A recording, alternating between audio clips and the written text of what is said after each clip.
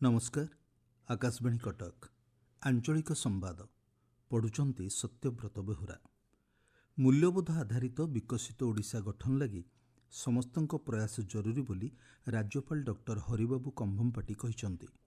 गत संध्यारे ओडिशा दिवस अवसर में भुवनेश्वर लोकभवनर नूतन अभिषेक हल्ले आयोजित कार्यक्रम में उद्बोधन देई राज्यपाल कहिसंती प्रकृत विकास समाज में साधुता, करुणा, श्रृंखला और दायित्वबोधରେ प्रतिफलित हेबा आवश्यक।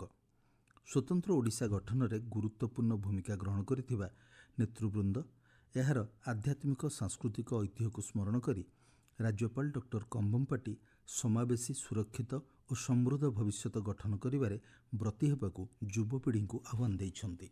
मुख्यमंत्री मोहन चरण माझी 30 जिल्लार जिला योजना कमिटी अध्यक्षों को नियुक्ति देइछंती। 4 जन मंत्री एवं 26 जन बीजेपी विधायकों को नियुक्ति दिया जाइछि। आईन मंत्री पृथ्वीराज हरिचंदन गजपति जिला योजना कमिटी अध्यक्ष होइथिबा बेले गणशिक्षा मंत्री नित्यानंद गंड रायगड़ा, जोगाण मंत्री कृष्णचंद्र पात्र संबलपुर और राजस्व मंत्री सुरेश पुजारी देवगढ़ जिलार अध्यक्ष होइछंती। सूचनायोग्य प्राय 2 वर्ष परे योजना कमिटी गुड़िकर पुनर्गठन करा जाइछि। ओडिया पक्ष अवसर में आज और आसंता काली पारंपरिक पोशाक परिधान दिवस आम पोशाक आम परिचय पालन करा जिवो। राज्य सरकारी कर्मचारी, अधिकारी एवं अन्य समस्त जनसाधारण ओडिशा हस्ततंत पोशाक पिंधिबाकू एही दिवस में उत्साहित करा जायथाय। राज्य सरकार पक्षरु हस्ततंत, बयन और हस्तशिल्प विभाग द्वारा परिचालित बयनिका, उत्कलिका, रेशम ओडिशा और संबलपुरी वस्त्रालयर हस्ततंत वस्त्र उपरे 30% रिहाती प्रदान करा जिवो। हस्ततंत पोशाक परिधान करी ओडिया पक्ष 2026 वेबसाइट रे सेल्फी अपलोड करने पई आह्वान दिया जाइछि।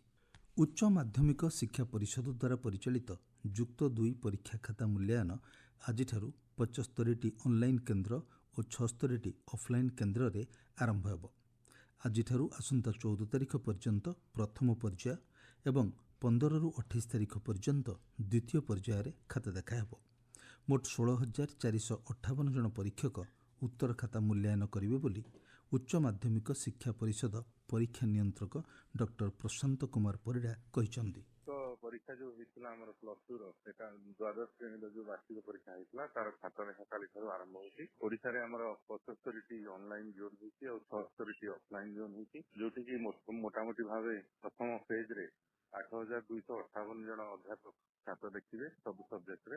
द्वितीय फेज रे पुनी 15 रु 28 जो चलिबो सेतरे मध्ये सेही पाखापाखि 8,200 लोक खाता देखिबे। टोटल 16,494 लोक अध्यापक हमर खाता देखिबे। हम आशा करू ठीक समय रे हमर खाता देखा करिवो और पिलांगर रिजल्ट मध्ये ठीक समय रे बाहर करिवो।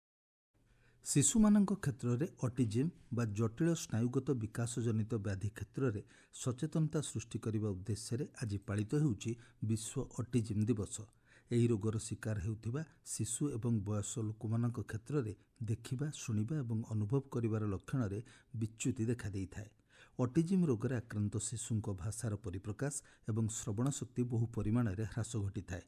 ऑटिज्म एक स्नायुगत समस्या होइथिबारु शैशव अवस्था जड़े शिशुर मस्तिष्क सठिक भाव में विकसित होई न थाए। विश्व स्वास्थ्य संगठन सूचना अनुसार प्रति 36 रु 100 जन शिशुंक मध्य जड़े ऑटिज्म रोगर शिकार होइथांती। ऑटिज्म रोगर चिकित्सा कराई पारिले शिशुर व्यवहार में अनेक उन्नति परिलक्षित होइथाए। चलित वर्ष यह दिवसर वार्ता रही ऑटिज्म एवं मानविकता प्रत्येकटी जीवनर मूल्य।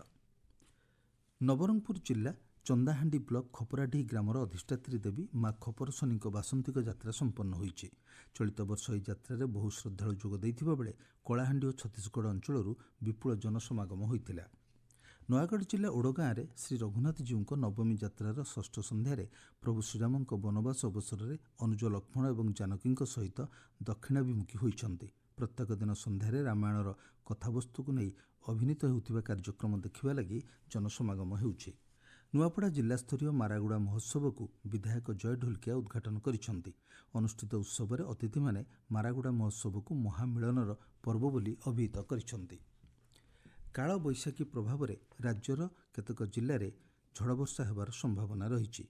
पुरी, गजपति, गंजाम, नुआपड़ा, जगतसिंहपुर, नवरंगपुर, केन्द्रापड़ा, कटक ଓ ଖୋର୍ଦ୍ଧା ଜିଲ୍ଲାରେ ଆସନ୍ତା 24 ଘଣ୍ଟା ମଧ୍ୟରେ ବଜ୍ରପାତ ସହ ସାମାନ୍ୟରୁ ମଧ୍ୟମ ଧରଣର ବର୍ଷା ହେବା ନେଇ ଭୁବନେଶ୍ୱର ଆଞ୍ଚଳିକ ପାଣିପାଗ ବିଜ୍ଞାନ କେନ୍ଦ୍ର ପକ୍ଷରୁ ସତର୍କ ସୂଚନା ଜାରି କରାଯାଇଛି।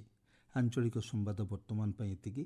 ପରବର୍ତ୍ତୀ ଆଞ୍ଚଳିକ ସମ୍ବାଦ ଶୁଣିପାରିବେ ଅପରାହ୍ନ 2ଟା 32 ମିନିଟ୍ରେ।